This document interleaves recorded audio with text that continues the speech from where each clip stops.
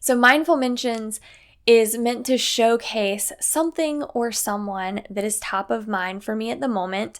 And today I want to talk about one of my favorite books that changed my life and how I really communicate with both myself and others now. It's called Nonviolent Communication, and it was written by Marshall Rosenburg. And after reading the book, I Googled the author and found out that Marshall actually created the Center for Nonviolent Communication. Although I'm not sure which came first, the book or the business. You may be wondering, well, what is nonviolent communication? For short, NVC. So NVC, and this is coming directly from the website of the Center for Nonviolent Communication, and they say that NVC is based on the principles of nonviolence, the natural state of compassion when no violence is present in the heart. Nonviolent communication begins by assuming that we are all compassionate by nature and that violent strategies, whether verbal or physical, are learned behaviors taught and supported by prevailing culture.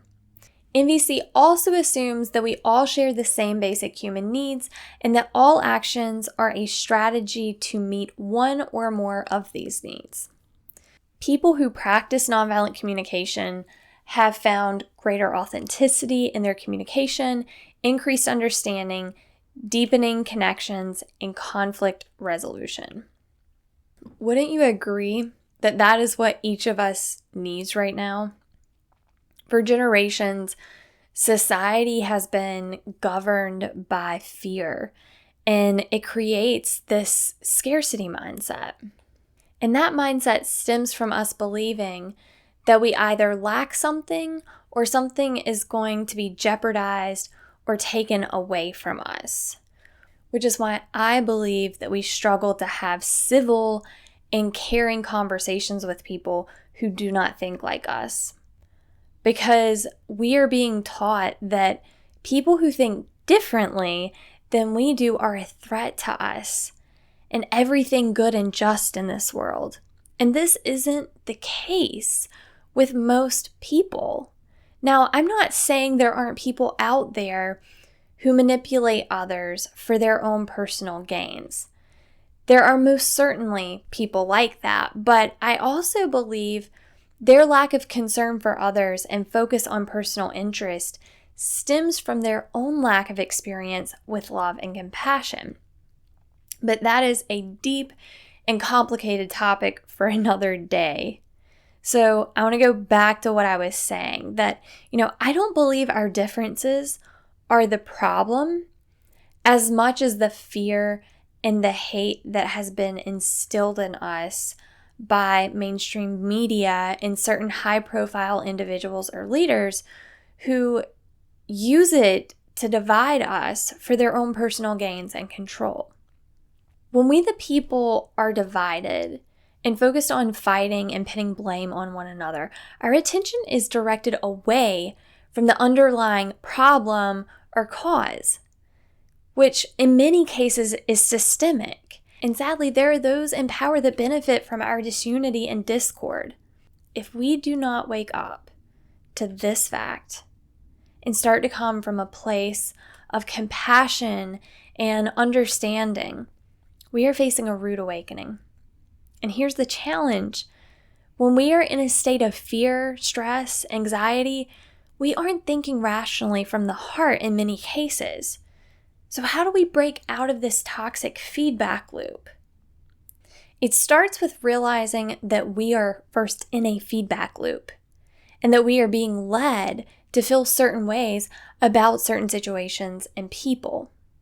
This is where we employ emotional intelligence, put our ego on the shelf, and reevaluate everything that we know to be true. The ego is not our friend when it comes to being understanding of others, because it tells us that we are right, our views and our ways of living are the right and only way to do it. And when we realize that what we have been holding as a fact is not the whole truth, our ego fights back and becomes defensive. So if we want to eliminate a lot of the violence that we see in the world today, policy reform and stricter laws will not be what saves us. It is much deeper than that. We must take the time to listen and understand where others are coming from.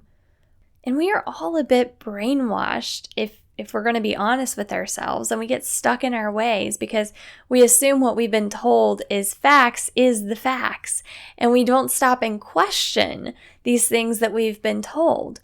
We're all eager to prove a point, to prove that we're right, but at the same time, we're all eager to live a life free of violence.